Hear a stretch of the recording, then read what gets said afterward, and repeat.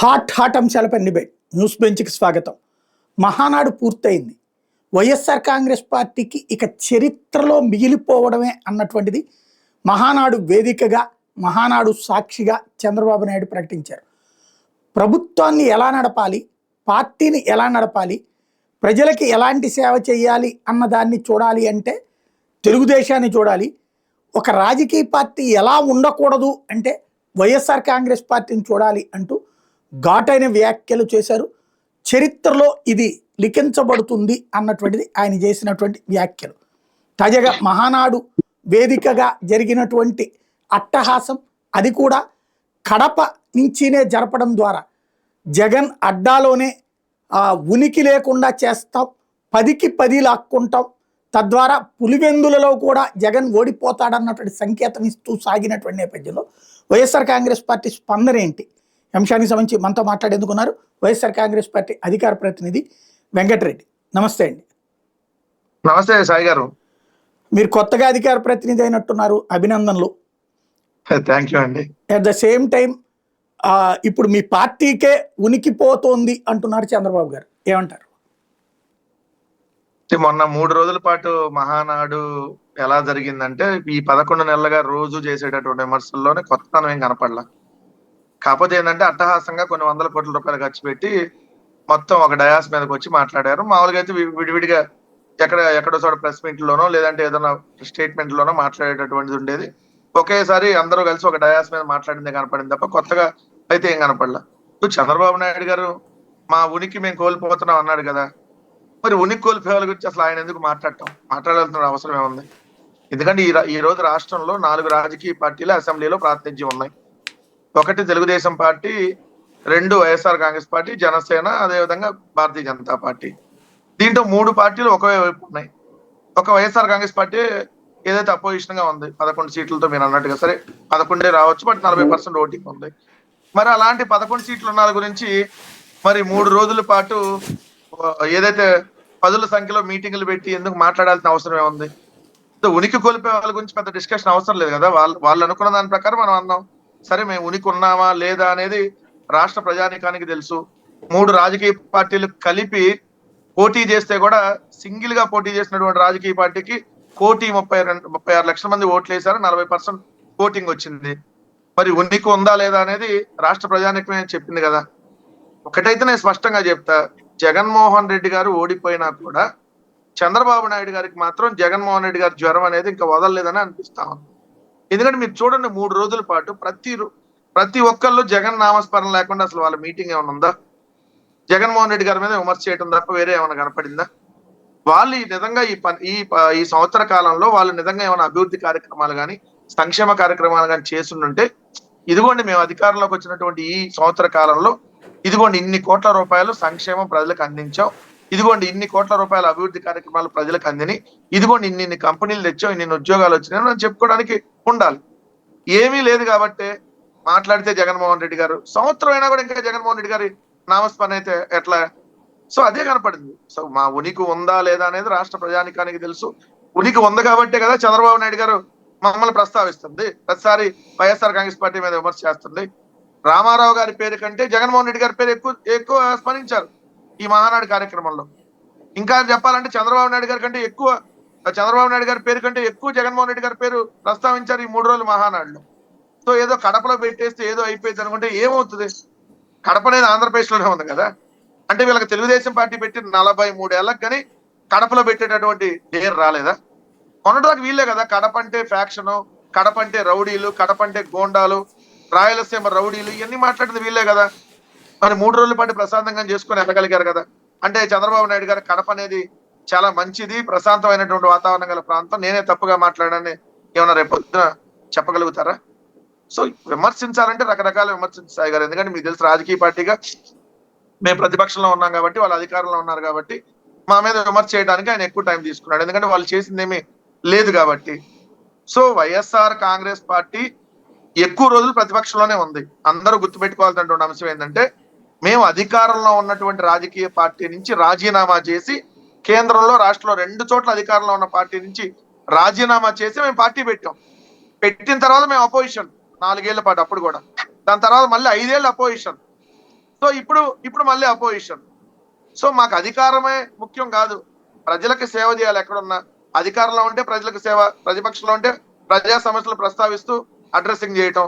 So అధికారం అనేది ఎవరికి శాశ్వతం కాదు కదా. ఇప్పుడు చంద్రబాబు నాయుడు గారు విర్రవీగుతా ఉన్నారు కదా. నేను అడుగుతున్న సూటిగా, అసలు మీరు ఎప్పుడైనా వరుసగా 2 సార్లు అధికారంలోకి వచ్చారా? 99లో మీరు ముఖ్యమంత్రి అయ్యారు, ఇది ఓట్ల ద్వారా. తర్వాత 2004లో ఓడిపోయారు. మళ్ళీ 2014లో అధికారంలోకి వచ్చారు, 19లో ఓడిపోయారు. మళ్ళీ 24లో వచ్చారు, రేపు 29లో ఓడిపోతారు. ఇదే శాశ్వతం కాదు కదా. కానీ అంత విర్రవేగాల్సినటువంటి అవసరం లేదు. ఒకటైతే మేము ప్రజలకు సంబంధించి, సరే వాళ్ళు అనుకోనియండి, మమ్మల్ని ఎన్ని రకాలుగా అవహేళన చేస్తారు, చేయనియండి, భరిస్తాం ఖచ్చితంగా ప్రజల కోసం. ఎందుకంటే మేము ప్రజల కోసం ఉన్నాం, అడ్రస్ చేస్తాం ఖచ్చితంగా. ఇంకా 5 ఏళ్లలో 1 సంవత్సరం అయిపోయింది, ఇంకా 4 ఏళ్లే ఉంది. 4 ఏళ్ల తర్వాత మళ్ళీ ఏం జరిగింది అనేది మీరే చూస్తారు. కాబట్టి మేము 14లో ఓడిపోయాం, 19లో గెలిచాం, 24లో ఓడిపోయాం, 29లో గెలుస్తాం. సో ఖచ్చితంగా ఆ రోజు పెట్టమండి కడపలో వచ్చి. ఏదైతే వాళ్ళు ప్రతిపక్షంలో ఉన్నప్పుడు వచ్చి అదే మరి కడపలో డేరుగా పెట్టమనండి. ఎందుకు పెట్టలేరు? మరి అంతకుముందు అధికారంలో ఉన్నప్పుడు ఎందుకు పెట్టలేదు? అంతకుముందు ప్రతిపక్షంలో ఉన్నప్పుడు ఎందుకు పెట్టలేదు మహానాడు? ఇప్పుడు ఏదో కడపలో పెట్టేస్తే ఏదో భూమండలం బద్దలైనట్టు పులివెందులు మేము గెలుస్తా ఉన్నారు కదా. నేను సింపుల్ గా అడుగుతున్నా, అంత దాకా అవసరంలా.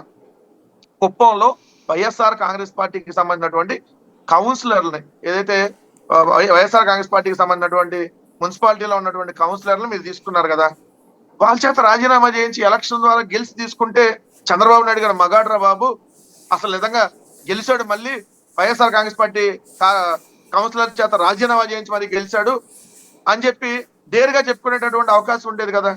మరి ఎందుకు ఇప్పుడు మా కౌన్సిలర్లను, లేదంటే మా కార్పొరేటర్లను, మా ఎంపీటీసీలను, మా జెడ్పీటీసీలను, లేదంటే మా రాజ్యసభ సభ్యులను, లేదంటే మా ఎమ్మెల్సీలను అడ్డదారులు తీసుకోవాల్సిన పనే ఉంది? అంటే 164 మంది, 3 రాజకీయ పార్టీలు, 2 పత్రికలు, 10 శాటిలైట్ ఛానల్, ఒక 500 యూట్యూబ్లు, వందలాది ఫేస్బుక్లు, వందలాది ఇన్ని ఉన్నా కూడా చంద్రబాబు నాయుడు గారు ప్రత్యక్ష రాజకీయాల్లో గెలవలేనటువంటి భయం ఇంకా కూడా ఉందా? మరి లేకపోతే రాజీనామా చేయించి గెలవాలి కదా. ఇది మేము అడుగుతున్నటువంటి ప్రశ్న, సాయి గారు. రైట్. ఇప్పుడు వాళ్ళు ముగ్గురు కూడా కలిసి ఉంటాం, లోపాలని సరిచేసుకుంటూ, కొంతమందికి ఎవరికైనా అభిజాత్యాలున్నా కూడా వదులుకోండి, మనం రాష్ట్రం బాగు కోసం కలిసి ఉండాలి అన్నటువంటిది లోకేష్ గారు కానీ చంద్రబాబు గారు కానీ పిలిపించారు. అంటే ఆ ముగ్గురు కలిసి ఉంటారు. డెడ్లియెస్ట్ కాంబినేషన్ కమ్మ కాపు సామాజిక వర్గాలు. అదే సందర్భంలో రెడ్డి సామాజిక వర్గం మిమ్మల్ని డిజోన్ చేసుకుంది. ఎస్పెషల్లీ రాయలసీమ లాంటి చోట్లే 45 స్థానాలు వాళ్ళు గెలుచుకున్నటువంటి పరిస్థితి వచ్చింది. అలాంటి సిచ్యుయేషన్లో మళ్ళీ పుంజుకోగలమని ఏ ప్రాతిపదికన మీరు నమ్ముతున్నారు? ఒకటి, అసలు మీరు అన్న కాంబినేషన్ లో వాళ్ళు ఎలక్షన్ లో గెలిచారంటే ఏ రోజు కూడా ఈ రోజు ఉన్నటువంటి కాంబినేషన్ రేపు పొద్దున ఉండదు. ఎందుకంటే మీరు అనొచ్చు, దాంట్లో నేను కొంత ఏకీభవిస్తా ఖచ్చితంగా. ఎందుకంటే మీరు యాజ్ ఏ సీనియర్ జర్నలిస్ట్ గా చాలా ఎక్కువ విశ్లేషణ చేస్తారు కాబట్టి మీరు అన్నట్టుగా 2 కమ్యూనిటీలు, 2 విరుద్ధంగా ఉండేటటువంటి 2 ధృవాలని కలిపి ఉండొచ్చు. కానీ ఈ రోజు ఆ సిచ్యువేషన్ లేదు కదా సాయి గారు. అంట 2024 ఎన్నికలప్పుడు జగన్మోహన్ రెడ్డి గారిని ఏదో పెద్ద బూచిగా చూపించేసి పవన్ కళ్యాణ్ అతను నాకు 21 కాదు, 2 ఇచ్చినా పర్లా, 3 ఇచ్చినా పర్లా, కనీసం ఎమ్మెల్యే అవ్వాలి నేను అనేటటువంటి ఆలోచనతో కొంత కమ్యూనిటీని రెచ్చగొట్టిన మాట వాస్తవమే. కాపు కమ్యూనిటీని కాదనేటువంటి విషయం. ఎందుకంటే గోదావరి జిల్లాలో బలమైనటువంటి సామాజిక వర్గంగా, ఒకప్పుడు రాజశేఖర రెడ్డి గారికి వెన్నంటి ఉన్నటువంటి సామాజిక వర్గంగా, దాని తర్వాత కూడా 2019 ఎన్నికల్లో జగన్మోహన్ రెడ్డి గారికి మెజారిటీగా ఉన్నటువంటి ఆ కాపు సామాజిక వర్గాన్ని పవన్ కళ్యాణ్ తన రెచ్చగొట్టేటటువంటి దూరంతో కొంత డైవర్ట్ చేసిన మాట వాస్తవమే. దాన్ని ఎవరు కూడా కాదనలేనటువంటి అంశం. మీరు చేసినటువంటి విశ్లేషణ నేను ఏకీభవిస్తాను. కానీ ప్రజెంట్ ఆ సిచ్యువేషన్ లేదు కదా అంట. ఎందుకంటే సంవత్సరం క్రితం ఉన్నటువంటి సిచ్యువేషన్ ఏంటి? ఎట్టి పరిస్థితుల్లో అంతకుముందు కాపు సామాజిక వర్గానికి సంబంధించి వంగవీటి రంగా గారి తర్వాత మనకు నాయకుడు లేకుండా పోయాడు. వంగవీటి రంగా గారిని చనిపోయిన తర్వాత కాపు సామాజిక వర్గంలో చిరంజీవి అనేటటువంటి వ్యక్తి వచ్చి పార్టీ పెడితే మనం ఆయన వెంట వెళ్ళాం, చాలా మెజారిటీ. కానీ అతను పార్టీని విలీనం చేస్తున్నాడు. దాని తర్వాత పవన్ కళ్యాణ్ ని నమ్మాలి అన్నా కూడా కాపు సామాజిక వర్గం చాలా సంవత్సరాలు ఆలోచించింది. 2014 ఎన్నికలప్పుడు అతను వచ్చిన అంత గుడ్డిగా నమ్మల, 2019 అప్పుడు అసలు నమ్మల. కానీ 24 వచ్చేటప్పటికి ఏంటంటే పవన్ కళ్యాణ్ అతను కనీసం ఎమ్మెల్యేగా కూడా గెలవలేదు, మన సామాజిక వర్గం నుంచి వచ్చాడు కదా, ఎమ్మెల్యేగా మనం గెలిపించుకోకపోతే ఎట్లా, కనీసం మంత్రి అవుతాడు ప్రభుత్వం వస్తే అనేటటువంటి ఆలోచనతో కొంత కమ్యూనిటీ నడిచిన మాట వాస్తవం. కానీ ఈ సంవత్సర కాలంలో చూసిన తర్వాత ఎక్కడైతే మీరు చూసినాక అదే గోదావరి జిల్లాల్లో అదే కాపు సామాజిక వర్గం అవహేళనకు గురవుతున్నటువంటి మాట వాస్తవమే కదా. పవన్ కళ్యాణ్ అతను ఇచ్చినటువంటి స్టేట్మెంట్ దానికి నిదర్శనం. తెలుగుదేశం వాళ్ళు ఏమన్నా కూడా మీరు నోరు మూసుకొని కూర్చోండి, ఎక్కడా కూడా ఈ ప్రభుత్వం మీద విమర్శ చేయొద్దు అన్నటువంటి పరిస్థితులు. తెలుగుదేశం ఎమ్మెల్యేలు జనసేన నాయకులకి ప్రాధాన్యత ఇవ్వటం లేదని ఓపెన్ గా జనసేన వాళ్ళు వచ్చి బయటకు చెప్తున్నటువంటి పరిస్థితి. సాక్షాత్తు పవన్ కళ్యాణే తనకి ప్రభుత్వ ఉద్యోగులు కూడా తన పట్టించుకోవట్లేదని చెప్పి కాకినాడ ఆ పోర్టుకి వెళ్ళి సీజ్ ద షిప్ అన్నప్పుడు చెప్పినటువంటి సందర్భం కావచ్చు. ఇవన్నీ చూసినప్పుడు అనిపిస్తుంది కదా, ఎందుకంటే పదవుల విషయాల్లో కావచ్చు. ఎందుకంటే మేజర్ గా పొలిటికల్ పార్టీ అంటే ఎక్స్పెక్ట్ చేసేది రాజకీయ పదవులు. ఆ రాజకీయ పదవులు జనసేనకు చాలా తక్కువ ఇచ్చారు. తెలుగుదేశం వాళ్ళు డిసైడ్ చేసినట్టుగానే నడవాల్సిన పరిస్థితి జనసేనకు ఉన్నప్పుడు, మరి వాళ్ళ కింద బతకాలి అనేటటువంటి పరిస్థితి వచ్చినప్పుడు నిజంగా కాపు సామాజిక వర్గం చాలా ఆత్మగౌరవంగా ఉంటుంది ఇప్పుడు. మరి అలా ఆత్మగౌరవంగా ఉన్నటువంటి సామాజిక వర్గాన్ని పవన్ కళ్యాణ్ చంద్రబాబు నాయుడు దగ్గర తాకట్టు పెడుతున్నప్పుడు సంవత్సర కాలంలో అనేక చేంజెస్ కనపడతా ఉన్నాయి, నాయకుల్లో కావచ్చు, జనసేన కార్యకర్తల్లో కావచ్చు. రెండవది, ఈ ప్రభుత్వం అధికారంలో రావడానికి మేజర్ థింగ్ సంక్షేమ పథకాలు జగన్మోహన్ రెడ్డి గారి కంటే ఎక్కువ ఇస్తామని చెప్పటం. ఎందుకంటే మేము 10,000 ఆటో వాళ్ళకి ఇస్తానని ఇచ్చితే వాళ్ళు 15,000 ఇస్తా ఉన్నారు. మత్స్యకార భరోసా మేము 10,000 ఇస్తే వాళ్ళు 20,000 ఇస్తా ఉన్నారు. అమ్మఒడి మేము ప్రతి తల్లికి అకౌంట్లో ఇస్తే ఎంతమంది పిల్లలుంటే అంతమందికి ఇస్తామని చెప్పారు. అది నీకు 15, నీకు 15, నీకు 18, నీకు 18, నీకు 20, నీకు 20 రైతులకి, నీకు 36, నీకు 36 నిరుద్యోగ వృత్తి. ఇలా మేము 1,00,000 రూపాయల కుటుంబానికి జగన్మోహన్ రెడ్డి గారి ప్రభుత్వం వల్ల లబ్ధి చేకూరితే వీళ్ళు డబల్ ఇస్తా ఉన్నారు, సంవత్సరానికి 2 లక్షలు ఇస్తా ఉన్నారు. సో ఇవన్నీ ఫ్యాక్టర్లు పనిచేసి మన అధికారంలోకి వాళ్ళు వచ్చారు. జగన్మోహన్ రెడ్డి గారి మీద వ్యతిరేకతతో వాళ్ళు అధికారంలోకి రాలా. వాళ్ళు పెట్టినటువంటి ఆశ సూపర్ 6 తో పాటు 143 హామీలు. అరే పవన్ కళ్యాణ్ దగ్గరుండి చేపిస్తానంటున్నాడు, చంద్రబాబు నాయుడు అయితే మనం నమ్మం. కానీ పవన్ కళ్యాణ్ ఈసారి దగ్గరుండి చేపిస్తా అన్నాడు కదా, చంద్రబాబు నాయుడు గారు ఆఖరి ఎలక్షన్ అని చెప్పాడు ఇది. సో ఈ ఆఖరి ఎలక్షన్ లో కూడా మన మోసం చేస్తాడా ఈ వయసులో? జగన్మోహన్ రెడ్డి గారి మీద నెగిటివ్ ఇంపాక్ట్ తీసుకొని వెళ్ళటం, లేని ల్యాండ్ టైటిలింగ్ యాక్ట్ కానీ ఇవన్నీ తీసుకొని రావటం వల్ల మేము ఓడిపోయాం సాయి గారు. కానీ ఈ రోజు ఆ పరిస్థితి లేదంట. సంవత్సర కాలంలో ఏ ఒక్క ఎమ్మెల్యే అయినా ఏదో ఉన్న గ్రామానికి వెళ్ళి ఇదిగోండి మేము ఇది చేసామని చెప్పుకునే స్థాయిలో ఉన్నాడు. బికాస్ ఆఫ్ ద ఎగ్జాంపుల్ నేను చెప్తా, మొన్న మినీ మహానాడు జరిగింది. Bandaru Satyanarayana Murthy Telugu Desam party senior MLA. అతను నేను సంవత్సర కాలంలో ఏమీ చేయలేకపోయా, నేను ప్రజల దగ్గరికి వెళ్ళి మొహం చూపించలేకపోతున్నా అన్నాడు. అదొక ఎగ్జాంపుల్. కొలికిపూడి శ్రీనివాస్ బెల్ట్ షాపులు ఉన్నాయి సాక్షాత్తు నారాయణ స్కూల్స్ పక్కన అని చెప్పి ఓపెన్ గా వీడియోలు పెట్టి మరి చూపించినటువంటి పరిస్థితి. అలానే జ్యోతుల్ నెహ్రూ గారు ఏదైతే తెలుగుదేశం పార్టీ మిగిలిన రాజకీయ పార్టీలు ఎప్పుడు తినేసిద్ది, కానీ ఈసారి తెలుగుదేశం పార్టీయే జనసేన బీజేపీ వల్ల తెలుగుదేశం సర్వనాశనం అయ్యేటట్టుందని చెప్పి ఆయన మాట్లాడిన మాటలు కావచ్చు. అక్కడ కేఈ కృష్ణమూర్తి గారు brother K E Prabhakar, Telugu Desam party మంత్రి ఎవరైతే భరత్ టీజీ భరత్ దగ్గరకు ఎవరైనా పని కోసం వెళ్తే వీళ్ళ నియోజకవర్గం అంటే అసలు పని చేయట్లేదు, ఆధార్ కార్డు అడుగుతున్నాడంట. అంటే ఒక డోన్ కదా కేఈ కృష్ణమూర్తి కేఈ ప్రభాకర్ వాళ్ళు డోన్ నియోజకవర్గం నుంచి వస్తే ఏం పని చేయట్లేదంట. అంటే ఇవన్నీ తెలుగుదేశం పార్టీలో ఓపెన్ గానే డిస్కషన్ అవుతున్న అంశాలు కదా. ఒక పక్క ఇసుక మాఫియా అని చెప్పి వాళ్ళ పత్రికలే రాస్తున్నాయి, రేషన్ మాఫియా పేటరేకపోతుందని వాళ్ళ పత్రికలే రాస్తున్నాయి, మద్యం విచ్చలవిడిగా బెల్ట్ షాపులు నమ్ముతుందని వాళ్ళ పత్రికలే రాస్తున్నాయి. అంటే వాళ్ళ పత్రికలే రాస్తున్నాయి. ఈ సాక్షి రాస్తే అపోజిషన్ పార్టీది కదా రాశారు అనుకోవచ్చు. మరి ఇంత వ్యతిరేకత కూడగట్టుకున్నప్పుడు చంద్రబాబు నాయుడు గారు ఇచ్చిన స్టేట్మెంట్ కూడా దానికి ఉదాహరణ. ఏమంటున్నాడు, వైకుంఠపాలి లాగా అధికారంలోకి రావటం దిగిపోవటం ఇట్లా వద్దు, ఈ 5 ఏళ్ళలో నేనేమీ చేయలేను, ఇంకొక 5 ఏళ్ళు ఇస్తే చేస్తానంటున్నాడు. ఇండైరెక్ట్ మీనింగ్ అదే కదా. మరి వాళ్ళే సంవత్సర కాలంలో అంత వ్యతిరేకత కూడగట్టుకున్నారని వాళ్ళ పత్రికలు రాస్తున్నాయి, వాళ్ళ ఎమ్మెల్యేలు చెప్తున్నారు, సాక్షాత్తు చంద్రబాబు నాయుడు గారు ఇండైరెక్ట్ గా చెప్తున్నాడు. మరి మేము ఎంత కాన్ఫిడెంట్ గా ఎందుకు ఉన్నాం? జేసీ ప్రభాకర్ రెడ్డి ఎవరు సార్? చాలా సీనియర్ లీడర్ తెలుగుదేశం పార్టీలో. ఇప్పుడు అంతమంది కాంగ్రెస్ పార్టీ కావచ్చు, తర్వాత తెలుగుదేశం పార్టీకి అత్యంత సీనియర్ లీడర్. అంతమంది జగన్మోహన్ రెడ్డి గారు ఉన్నప్పుడు పథకాలు డైరెక్ట్ గా వెళ్ళాయి, ఇప్పుడు పథకాలు ఎందుకు రావట్లేదని చెప్పి ప్రజలు నిలదీస్తున్నారు. 29 ఎన్నికల్లో ఎట్లయితే కష్టమే అని చెబుతున్నాడు. మరి వాళ్ళే కష్టం అని చెబుతున్నప్పుడు మాకు ఈజీయే కదా. సో మేమైతే ఓవర్ కాన్ఫిడెన్స్ లో ఎట్టి పరిస్థితిలో లేము. ప్రజల దగ్గరకు ఇంకా మేము చేరువుగా వెళ్ళాలి, వాళ్ళు చేసినటువంటి తప్పిదాలను ఇంకా మేము ఎక్స్ప్లెయిన్ చేయాలి. మా కార్యకర్తలు ఎవరైతే 2024 ఎన్నికల్లో మాకు కొంతమంది కార్యకర్తలు దూరం అయ్యారో వాళ్ళని మేము ఇంకా దగ్గరగా చేర్చుకోవాలి. కొంతమందిని దగ్గరగా చేర్చుకున్నాం, ఇంకొంతమంది ఉన్నారు చేర్చుకోవాల్సిన వాళ్ళని. ఖచ్చితంగా మా లోపాలు మేము సరిదిద్దుకొని ఎట్టి పరిస్థితుల్లో మళ్ళీ అధికారంలోకి వస్తాం.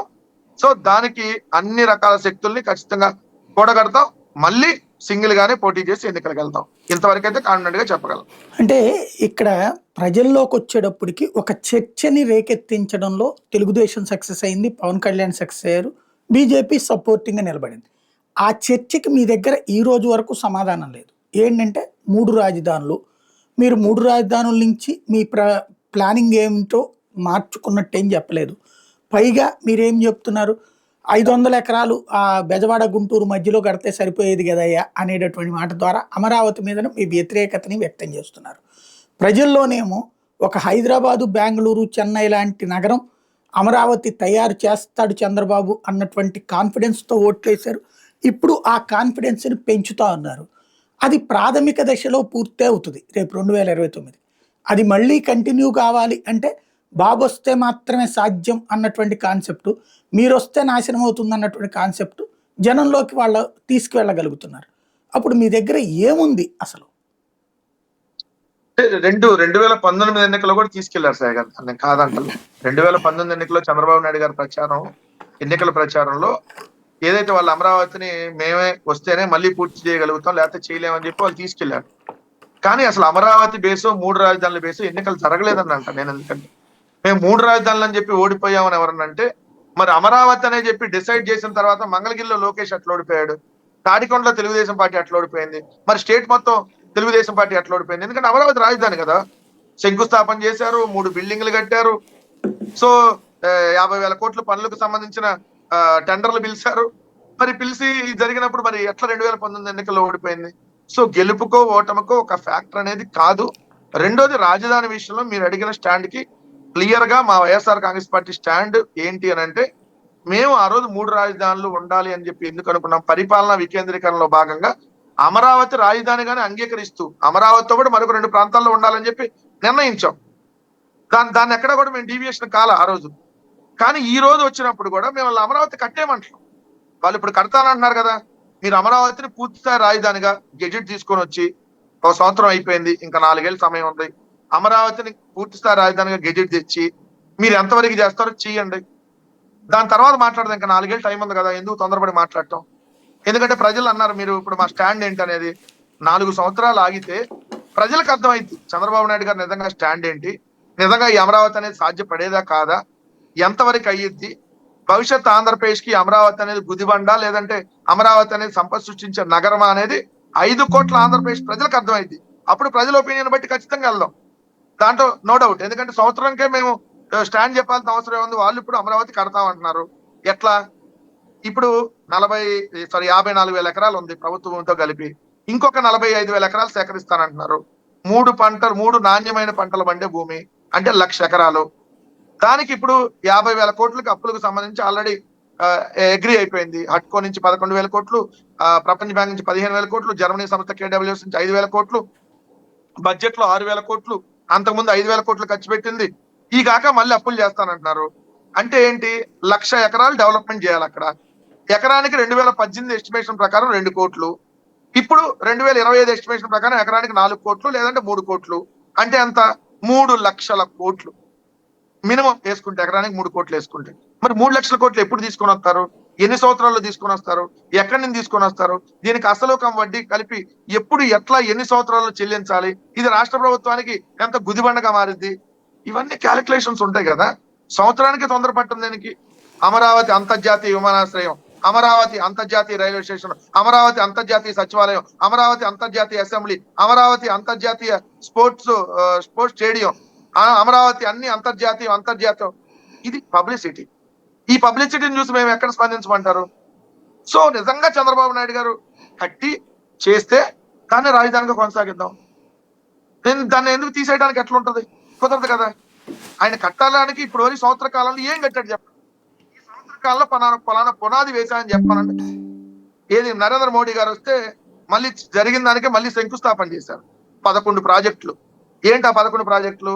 హ్యాపీనెస్ట్, ఏదైతే వరద ముంపు, మళ్ళీ సచివాలయం, మళ్ళీ హైకోర్టు, మళ్ళీ ఏదో మంత్రుల క్వార్టర్స్, ఇవన్నీ ఆల్రెడీ అంతకుముందు శంకుస్థాపన చేసినాయి. మళ్ళీ దానికి రీశంకుస్థాపన చేసేసి ఏదో మేము కట్టేస్తాం, దానికి వైఎస్ఆర్ కాంగ్రెస్ పార్టీ వ్యతిరేకం. మేము ఎక్కడ వ్యతిరేకం కాదు. లక్షల కోట్లు అప్పులు తెచ్చి ఒక నగరాన్ని నిర్మించడానికి ఇప్పటికీ వ్యతిరేకమే. ఎందుకంటే నిజంగా నిజంగా సార్ ఒక మనిషిగా ఆలోచిస్తే ఇది ఖచ్చితంగా వ్యతిరేకమే. ఎందుకంటే ఇది రాష్ట్రానికి గుదిబండ. ఇప్పటికే 1,50,000 అప్పు తెచ్చారు సంవత్సరంలో.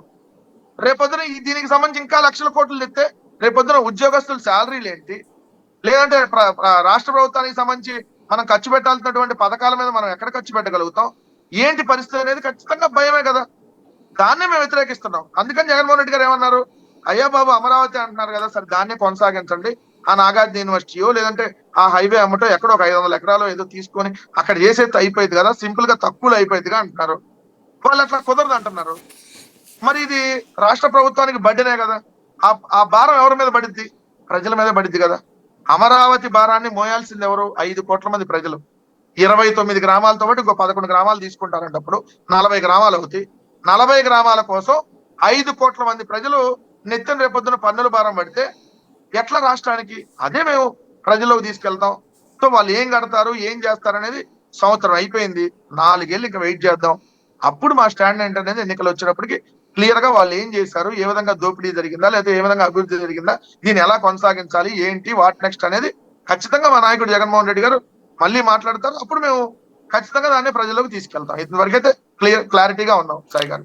మీ పార్టీకి సంబంధించి అంటే పార్టీ ఎలా ఉండాలో, ప్రభుత్వం ఎలా నడపాలో తను ఉదాహరణ అయితే, ప్రభుత్వం ఎలా నడపకూడదో, ఆ, ఒక పార్టీ ఎలా ఉండకూడదో మీరు నిదర్శనం అని చెప్తున్నారు చంద్రబాబు.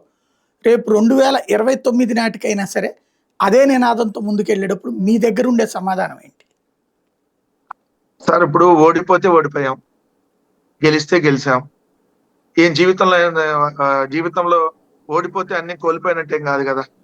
అనేక మంది ఎగ్జామ్ లో ఫెయిల్ అవుతారు, మళ్ళీ పాస్ అవుతారు. ఎగ్జామ్ లో ఫెయిల్ అయిన వాళ్ళు కూడా అంతర్జాతీయ స్థాయిలో ఫేమస్ అయిన వాళ్ళు కూడా ఉన్నారు. ఈ రోజు రాజకీయ పార్టీగా మేము ఓడిపోతే, ఒక్కసారి ఓడిపోతే ఏదో వైఎస్ఆర్ కాంగ్రెస్ పార్టీ అయిపోయింది అనేటటువంటి భ్రమలో ఉంటే చంద్రబాబు నాయుడు గారిని చూస్తుంటే ఆశ్చర్యం కలుగుతా ఉంది. ఎందుకు?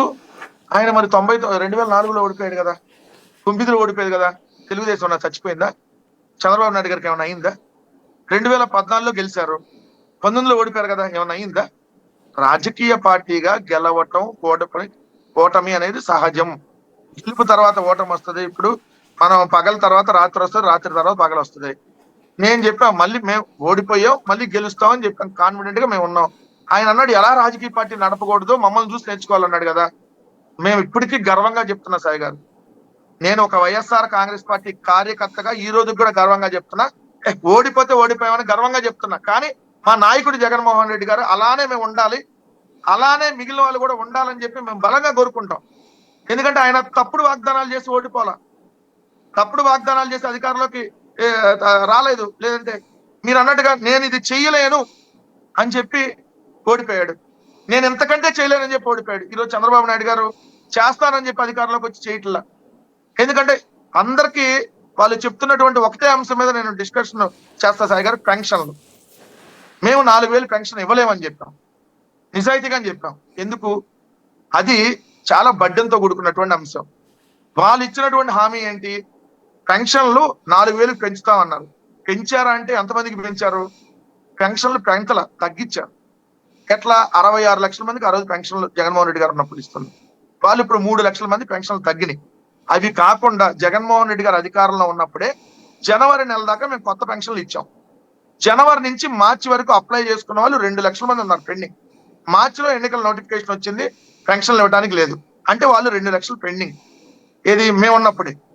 అంటే 66తో పాటు ఆ 2 లక్షలు ఇవ్వాలి. దాని తర్వాత వాళ్ళు 60 సంవత్సరాలు దాటిన వాళ్ళకి పెన్షన్ కదా మనం ఇస్తుంది. ఇప్పుడు జగన్మోహన్ రెడ్డి గారు అధికారంలో ఉన్నప్పుడు 59 సంవత్సరాలు 8 నెలలు, 59 సంవత్సరాలు 4 నెలలు, 59 సంవత్సరాలు 1 నెల, వీళ్ళందరూ ఇప్పుడు 60 సంవత్సరాలు దాటారు కదా. వాళ్ళు ఎన్ని లక్షల మంది వస్తారు? అదొక లెక్క. ఎస్సీ, ఎస్టీ, బీసీ మైనార్టీలకి 50 సంవత్సరాలు దాటితే పెన్షన్ ఇస్తా అన్నాడు చంద్రబాబు నాయుడు గారు, ఎన్నికల వాగ్దానం. అవి వాళ్ళు మేము అధికారంలో ఉన్నప్పుడు లెక్కల ప్రకారం, మా ప్రభుత్వం ఉన్నప్పుడు లెక్కల ప్రకారం 20 లక్షలు నా దగ్గర డేటా ఉంది. అంటే ఇప్పుడు వాళ్ళకి 25 లక్షలు అంత అయ్యి ఉంటారు. అంటే ఇంకా ఓవరాల్ గా ఈ 25 లక్షలు అప్పుడు పెండింగ్ లో ఉన్న పెన్షన్లు, కొత్తగా అప్లై చేసుకున్న పెన్షన్లు అన్ని కలిపితే మినిమం 30 లక్షల నుంచి 40 లక్షలు ఉంటారు. 30 లక్షల నుంచి 40 లక్షలు. ఇప్పుడు వీళ్ళు ఇస్తుంది అంత 62 లక్షల మందికి. మరి వీళ్ళందరూ కూడా యాడ్ చేయాలి కదా వాళ్ళు ఇచ్చిన ఎన్నికల వాగ్దానం ప్రకారం. సో జగన్మోహన్ రెడ్డి గారు చేయలేనని చెప్పింది అదే. రేపు పొద్దున పెన్షన్లు కూడా ఇవ్వలేనటువంటి పరిస్థితిలో ఈ రాష్ట్రం వెళ్ళబోతా ఉందనేది స్పష్టం. ఎందుకంటే నిన్న ఉద్యోగ సంఘ నాయకులు ప్రెస్ మీట్ పెట్టి చెప్పారు. విశాఖపట్నం ఆయన బొప్పరాజు గారు 20,000 కోట్లు పెండింగ్ ఉన్నాయి. ఎందుకు? మేము పెట్టినవి కాదు, 4 డిఏలు పెండింగ్. వీళ్ళు అధికారంలోకి వచ్చినాక డిఏలు అయ్యి ఈ సంవత్సర కాలంలో ఒక్క డిఏ ఇవ్వాలి. మేము మార్చిలో ఏదైతే మేము ఓకే చేసినటువంటి డిఏలు ఇచ్చారు వాళ్ళు. ఆల్రెడీ మేము దాన్ని ఓకే చేసి అప్రూవల్ చేసినటువంటి డిఏని. సో వీళ్ళు కొత్తగా ఒక డిఏ ఇవ్వాలి. అంటే ఏంటి? అబద్ధాలు చెప్పి అధికారంలోకి వాళ్ళు వచ్చారు. మేము ఓడిపోయినా నిజాయితీగా ఉన్నాం, అందుకనే ఇంత గర్వంగా మాట్లాడగలుగుతున్నాం. నిజంగా మీరు ప్రౌడ్ అనుకోవచ్చు, గర్వం అనుకోవచ్చు. ఏంటి వైఎస్ఆర్ కాంగ్రెస్ పార్టీ వాళ్ళు ఇలా మాట్లాడుతున్నారని అనుకునే వాళ్ళు అనుకోవచ్చు. ఎందుకంటే ఓడిపోయినా మేము సాటిస్ఫాక్షన్ గా ఉన్నాం. ఎందుకు? ప్రజలకు మేము మంచి చేసాం. మేము అబద్ధాలు వాళ్ళకి చెప్పలా. ఓడిపోతే ఓడిపోయాం, మళ్ళీ అధికారంలోకి వస్తాం, ఈ కాన్ఫిడెన్స్ లో మేము ఉన్నాం. కానీ వాళ్ళు ఉండగలిగారా? ఒక్క తెలుగుదేశం నాయకుడిని ఈ రోజు బయటకు వచ్చి కాలర్ పైకి గల ఎగరేసి ఎస్ మేము తెలుగుదేశం పార్టీ, మేము ఇది చేసాం ఈ 12 నెలల కాలంలో అని చెప్పానండి. సో వాళ్ళు చెప్పలేరు. ఏ పార్టీ వాళ్ళు చెప్పలేరు. 3 పార్టీలు కూటమి ఉంది. వాళ్ళు ఏం చెబుతారు? 10 లక్షల కోట్లు అప్పు అయింది, లేదా 14 లక్షలు అయింది. ఇంకా అబద్ధాలు. జగన్మోహన్ రెడ్డి గారి వల్ల మేము ఇవన్నీ చేయలేకపోతున్నాం, ఆడలేక మధ్యలో ఓడలాగా. ఇది కాదు కదా. సో మేము రాజకీయ పార్టీగా గర్వంగా వైఎస్ఆర్ కాంగ్రెస్ పార్టీ అని ఈరోజు చెప్పుకుంటున్నాం. మళ్ళీ చెప్పగలుగుతాం రేపొద్దున ఎన్నికల్లో కూడా. మేము 2019 నుంచి 24 దాకా మా పాలన బాగుంటేనే ఓటు ఎలా వేయమన్నామో రేపొద్దున కూడా అదే అడుగుతాం. మా పాలన ఎలా ఉందో ఆ రోజు ఆ పాలన కొనసాగిస్తూ ఇంకా మరికొంత మంచి చేస్తాం, ఓటేమని అడుగుతాం. వీళ్ళని అడగమనండి. అలా ఏదో అధికారంలోకి వచ్చేసారు కాబట్టి ఇంకా ఏది చెప్పినా నడిచేసిద్ది అనే విర్రవీగతనం ఉంటే దాన్ని మనం ఏం చేయలేదు. ఎందుకంటే ఖచ్చితంగా ప్రజలు కూడా గమనిస్తారు. మేము ప్రజా తీర్పుని శిరసావహిస్తున్నాం. మేము ప్రజలను ఎక్కడ తప్పుపట్టట్లా. ప్రజలు ఇచ్చినటువంటి తీర్పుని మేము గౌరవిస్తూనే మేము ఇంకెలా ముందుకెళ్లాలో అలా వెళ్తాం. ఖచ్చితంగా 2029 ఎన్నికల్లో మళ్ళీ వైఎస్ఆర్ కాంగ్రెస్ పార్టీ అంటే ఏంటో ఈ రాష్ట్ర ప్రజలకు మరోసారి మేము ప్రూవ్ చేసుకుంటాం అనేది మాత్రం ఖచ్చితంగా మీరు చూస్తారు సాయి గారు. ఫైనల్ గా ఒకటి చెప్పండి. విజిటింగ్ అపోజిషన్ లీడర్ వారంలో 2 రోజులు 3 రోజులు ఆంధ్రప్రదేశ్కి సమయం కేటాయిస్తారు. 4 రోజులు బెంగళూరులో తన విల్లాలోనో తన ఫామ్ హౌస్లోనో లేకపోతే తన విలాసవంతమైన భవనంలో ఉంటారు. ఇది తెలుగుదేశం పార్టీ కానీ జనసేన కానీ చేస్తున్నటువంటి ఆరోపణ. దీనికి సమాధానం ఏముంది మీ దగ్గర?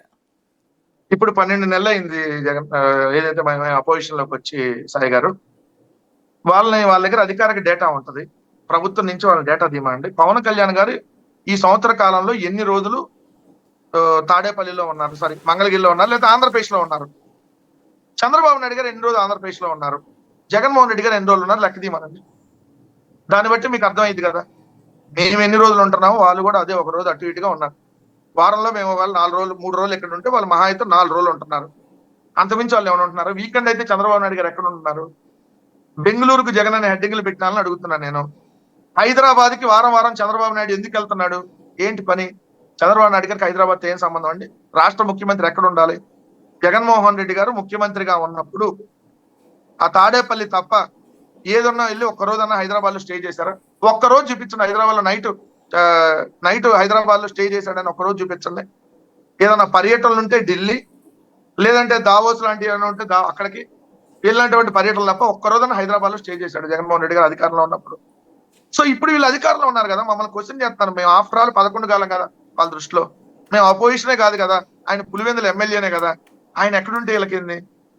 మేము జగన్మోహన్ రెడ్డి గారు శాశ్వత నివాసం తాడేపల్లి నుంచి బెంగళూరు వెళ్తున్నాడు. బెంగళూరు నుంచి తాడేపల్లి రాట్లా. కానీ చంద్రబాబు నాయుడు గారు హైదరాబాద్ నుంచి ఏదైతే కరకట్టలో ఇంటికి వస్తున్నాడు, హైదరాబాద్ నుంచి పవన్ కళ్యాణ్ ఏదైతే అమరావతి వస్తున్నాడు. మరి పవన్ కళ్యాణ్ ఎక్కడున్నాడండి? ఎక్కడ ఉంటున్నాడు? వారంలో ఎన్ని రోజులు ఆయన ఆంధ్రప్రదేశ్ లో ఉంటున్నాడు? వారంలో 1 రోజు 2 రోజులు ఆయన ఆంధ్రప్రదేశ్ లో ఉంటుంది. ఇంకొక దారుణమైన సంఘటనలు ఏంటంటే పొద్దున కూడా బ్రేక్ఫాస్ట్ హైదరాబాద్ లో చేసి మధ్యాహ్నం లంచ్ వచ్చి ఆంధ్రాలో చేసి పవన్ కళ్యాణ్ రాత్రి మళ్ళీ హైదరాబాద్ లో పడుకోవడానికి వెళ్తున్నాడు, ఇంటికి, ఫామ్ హౌస్ కో ఇంటికో. మరి వీళ్ళ మమ్మల్ని క్వశ్చన్ చేసేది? జగన్మోహన్ రెడ్డి గారు పొలిటికల్ పార్టీగా 2 బిజినెస్ మ్యాన్ గా ఉన్నాడు. రేపు పొద్దున పార్టీ నడపాలంటే రకరకాల ఉంటాయి. కొన్ని అంశాలకు సంబంధించి ఆయన బిజినెస్ అంశాలు కొన్నిటికో బెంగళూరులో వారంలో 2 రోజులు 3 రోజులు కేటాయిస్తున్నాడు. తప్పేంటి దానికి? మా పార్టీకి సంబంధించినటువంటి యాక్టివిటీ నడవట్లేదా? మరి వాళ్ళు వెళ్తే తప్పు లేదంటే వాళ్ళు చేస్తే ఏం చేసినా సంసారం, మేము ఏం చేసినా బూత్ అంటే ఎట్లా? మరి చంద్రబాబు నాయుడు గారు వీకెండ్ ఎక్కడ ఉంటున్నాడు? స్పెషల్ ఫ్లైట్లు వేసుకుని నారా లోకేష్ ఎక్కడ ఉంటున్నాడు?